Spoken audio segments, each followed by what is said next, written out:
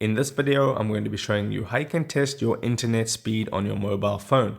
Now, this is going to work for Android phones. This is going to work for iPhones. So let's just get straight into it. Now, what I'm going to do is I'm going to go to Google Chrome on my phone, but you can use any browser that you feel like using.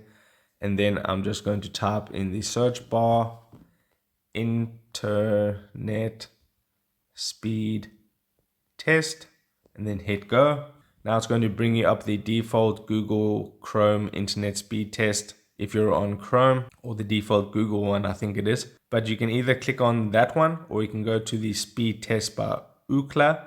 So I'm going to go to the website version of the speedtest.net. So I'm just going to tap on that, and now it's going to look for my provider, and all we need to do is tap on go. It's going to start the connection and it's going to begin running the speed test.